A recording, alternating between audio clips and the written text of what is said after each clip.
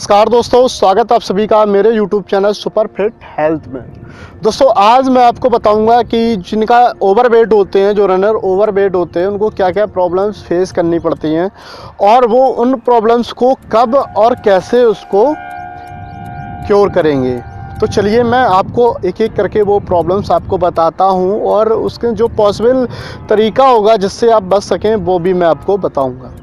तो सबसे पहली जो प्रॉब्लम होती है वो होती है, सबसे पहली प्रॉब्लम ब्रीथिंग प्रॉब्लम।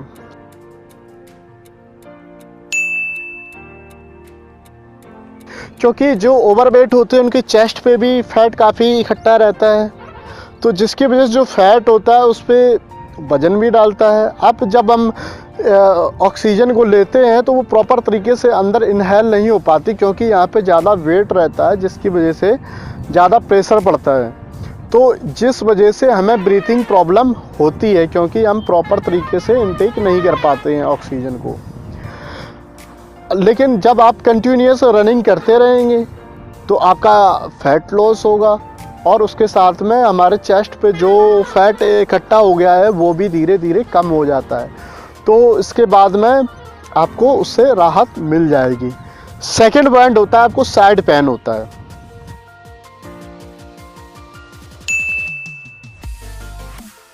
दौड़ते हुए साइड पेन होता है। एक तो बॉडी लुथल पुथल रहती है, जब दौड़ते हैं तो सभी तो पार्ट पूरे हिल जाते हैं जिसकी वजह से थोड़ा पेट में दर्द होने लगता है।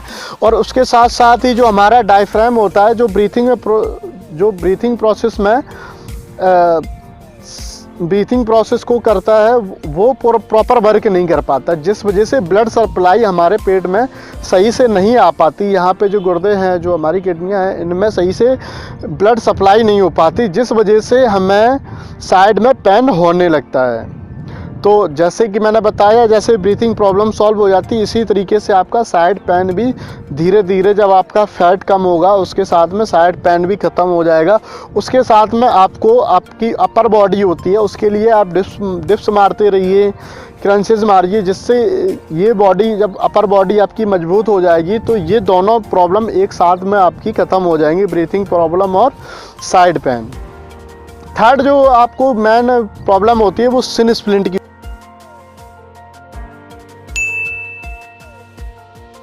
हो जाती है, क्योंकि आपका वेट बहुत ज़्यादा होता है और आपके जो हड्डियां होती है पैर की वो उतनी मजबूत नहीं होती, वो उनको सह नहीं पाती हैं। और उसके साथ साथ में आपका जो फैट होता है, जो मसल्स होती है, वो उन हड्डियों को सपोर्ट भी नहीं करता, क्योंकि मसल्स भी ढीले ढाले रहते हैं, तो वो उन हड्डियों को सपोर्ट नहीं करता, जिस वजह से आपको शिन स्प्लिंट की प्रॉब्लम हो जाती है। तो आपको जब शिन स्प्लिंट से बचना है तो आपको वेट को लॉस करना ही पड़ेगा, तभी आप शिन स्प्लिंट की प्रॉब्लम से बच पाएंगे, क्योंकि ज़्यादा आपका वेट रहेगा तो उससे दिक्कत आपको रहेगी ही। ठीक। नेक्स्ट पॉइंट होता है मसल्स पेन का।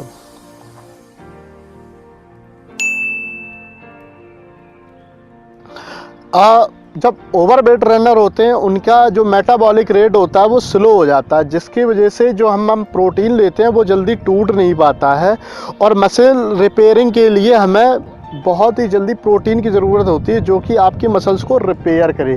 क्योंकि अगर आपका मेटाबॉलिक रेट स्लो होगा तो आपकी मसल्स जल्दी रिकवर नहीं होगी, जिस वजह से आपको मसल्स पेन ज़्यादा टाइम तक रहता है। तो उसके लिए एक तो आपको प्रॉपर रेस्ट चाहिए होता है, दूसरा आपको हाइड्रेशन ज़्यादा रखना है, आपको पानी बहुत ज़्यादा पीना है, और आपको जो आप खाते हैं उनको एक साथ ना खा के धीरे धीरे कुछ ना कुछ पार्ट्स वाइज खाते रहिए, जिससे आपका मेटाबॉलिक रेट इंक्रीज हो जाए और मसल्स पेन आपका जल्दी ख़त्म हो जाए।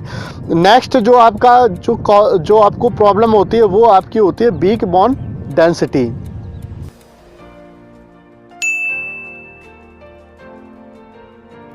आपकी जब मोटापा आपका बढ़ जाता है तो आपकी हड्डियों से जो कैल्शियम होता है वो धीरे धीरे कम होने लगता है, जिसकी वजह से आपकी जो हड्डियां होती हैं वो कमज़ोर हो जाती है। क्योंकि मोटापा होने का रीज़न ये होता है कि आप ज़्यादा फिजिकली वर्कआउट नहीं करते हो, तो उसकी वजह से भी आपकी जो हड्डियां होती है वो थोड़ी कमज़ोर हो जाती है। तो उसके लिए आपको जब एक्सरसाइज करते रहेंगे तो हड्डियां आपकी मजबूत होंगी। प्लस में आपको कैल्शियम आपको ज़्यादा खाना है, जैसे छोला हुआ और तिली हुई और दही, ये सब चीज़ें अपने जिसमें कैल्शियम ज़्यादा हो, और उनसे आपकी हड्डियां मजबूत होंगी तो उनकी डेंसिटी भी इंक्रीज होगी तो उससे आपको फ़ायदा मिलेगा। और इसके बाद में जो प्रॉब्लम आती है बॉडी पोस्चर की आती है, क्योंकि सभी जगह असमान तरीके से आपका फैट होता है, जिसकी वजह से आपकी बॉडी को प्रॉपर तरीके से शेप नहीं मिल पाता है रनिंग में, जिसकी वजह से इंस्पिरेंट की प्रॉब्लम होती है, ब्रीथिंग प्रॉब्लम होती हैं और कई सारी प्रॉब्लम होती हैं। तो आपको बहुत जल्दी आपको कोशिश करनी चाहिए, जितनी जल्दी आप फैट लॉस कर सकते हैं उतने जल्दी आप करिए, जिससे आपको प्रॉपर शेप आप मेंटेन कर पाएंगे और एक अच्छा रनर आप बन पाएंगे। इसके बाद में फिर आपका आता है कि आपका कॉन्फिडेंस लेवल काफ़ी कम हो जाता है।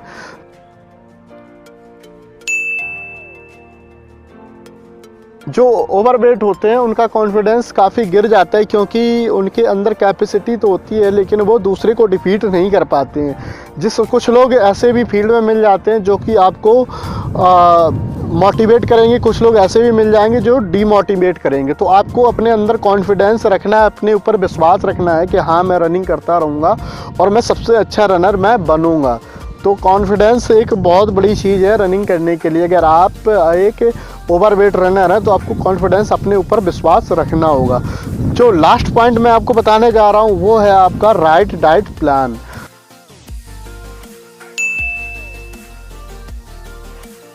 सबसे बड़ी प्रॉब्लम जो ओवरवेट रनर होते हैं उनको लिए ये प्रॉब्लम रहती है कि वो आखिर में अपनी डाइट में क्या शामिल करें, क्योंकि आप अगर डाइट को कमज़ोर कर देंगे तो आपके पास एनर्जी नहीं रहेगी फिर आपको वर्कआउट करने के लिए। तो अपनी डाइट में आपको फैट को रिमूव करना है, कैलोरीज कम लेनी है, लेकिन उसी के साथ में आपको प्रोटीन चाहिए और कार्बोहाइड्रेट, ये सभी आपको चाहिए। तो आपको इसके लिए स्पेशल डाइट चाहिए होती है, जिसके लिए मैंने एक और वीडियो अपलोड किया है, मैं डिस्क्रिप्शन में उसका लिंक दे दूंगा। वहाँ से आप उन चीज़ों को अपनी डाइट में शामिल करिए और आप अच्छे से एनर्जेटिक रहेंगे उस डाइट से, और आपको एनर्जी कमी नहीं होगी। अपना जितना भी आपको स्टेमिना भी उससे इंक्रीज होगा और आपकी कैपेसिटी भी उससे इंक्रीज होगी, जिससे आप जल्दी ही अपना फैट लूज़ कर पाएंगे।